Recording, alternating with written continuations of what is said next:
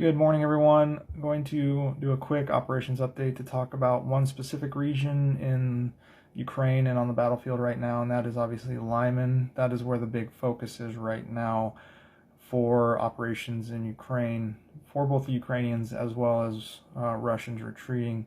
So obviously you can see this is kind of in the northeastern parts of Ukraine, and very significant efforts taking place. Now, before I go forward, this map reflects 3 p.m. yesterday. Since then, major developments have taken place, but the Institute for the Study of War, who I use their map for a reason, takes that time to not only verify, but also for operation security purposes, they don't generally push out. Now, on their website, they have talked about the map will be updated to reflect what has happened in the last 24 hours, which is a lot.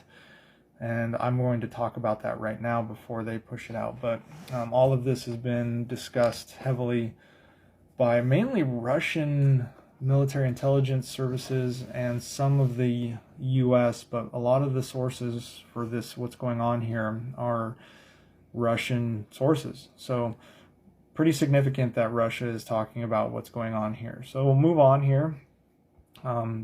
Before I move on to what's going on today, this was 4 to 5 days ago. This is what it looked like. The Lyman axis, you could kind of see the Ukrainians were pushing in, and they had kind of made their turn to the south in an attempt to start the envelopment. Now, an envelopment is when you take all of this and you essentially cut off the Russians from their lines of communication, which is like their supply lines. They're basically cut off and surrounded at this point. And that is what they're doing. The Ukrainians are doing anyways. Well, as of today, it looks like the Ukrainians have succeeded. What we're seeing right now is these two bubbles have come together and it's likely following the river is what they're doing, have come together, and they have essentially cut off Lyman right now. And that's this whole region will go blue probably in the next 24 hours or so. Before this took place, Lyman had between 1,000 and 5,000 troops. That's significant. What we're seeing now, and I'll move to the next map, is a mass of frantic and chaotic Russian convoys trying to leave Lyman as fast as they can. And they're using this Torsk line here, this road that runs through Torsk. Well, the Ukrainians know that that's really the only way out of this area, out of this region. So what the Ukrainians are doing, they, like I said, they have basically pinched in here and pinched up here through the river. So there's only one way out. The Ukrainians are hammering this as hard as they can as the Russians move out. Russian intelligence has spoken about this breakthrough they're attempting through the Torsk region to avoid the complete encirclement. They said that Russian has individual units holding the town as long as possible so the main force can be able to withdraw, but the Ukrainians are set up in a way that they can continue to drive into Lyman, and Russian military sources are saying Lyman is now being attacked from 3 sides. As the Russians try to flee, they can use HIMARS and even shorter range artillery pieces to just rain hell down on this road right here while the main effort continues. So even though there are Russian forces trying to not necessarily defend Lyman to keep it, but just defend Lyman in this region to allow the Russian forces to escape, that's just going to be very ugly for them. And it's been shown that it is ugly. The Russians have mobilized new troops to this region, but the Ukrainians are finding tanks that are in accidents. They're in ditches and stuff. It's like the tank drivers don't know what they're doing. The Ukrainian General Staff reported that 7 tanks crewed by newly mobilized low-skilled personnel deployed to the Lyman area without any proper fire training or gunnery training, and they got into road accidents with each other. It's just a flat-out shit show for Russia right now. Now, like I said, there's about 1,000 at the time. I don't know what there is now, but at the time in this region here, there's about 1,000 to 5,000 troops, and this was a major logistics hub for Russia. And this is significant because the town of Lyman is a major railway junction which serves as an important supply hub between the Russian border and the troops that were in this region originally before Ukraine. Because if you remember, all of this blue was red at one time. So everything here, so this was deep into Russian-held territory and it was being used as a logistics hub. More than likely, we're going to find more equipment left behind that Ukraine will take over.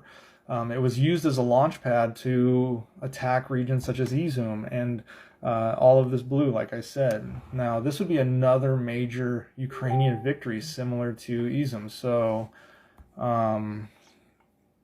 it challenges the Russian position in Donetsk and Luhansk, especially with Putin claiming that these annexed areas are open for further territorial gains into Ukraine. But it's not going to happen. Russia has lost major axes.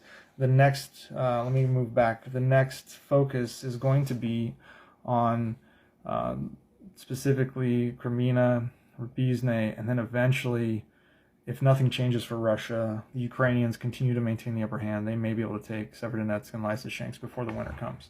Now, what it's demonstrating is Ukraine is fighting in a sophisticated way that is combining their efforts. So they're doing combined arms, air, artillery, ground, intelligence, logistics are all integrating synergistically, and it's bringing very good successes, and they're moving faster than anyone expected. And part of the reason for this is this poor state of the Russian leadership. Because of this embarrassment of leadership, it is now politically embarrassing that this is likely going to happen on the exact same day Putin announced the annexation of Luhansk, Donetsk, Kherson, Zaporizhia. And I'll talk about that speech a little later. Now, more significantly will be the potential role the effects have on already shaken morale within Russian troops.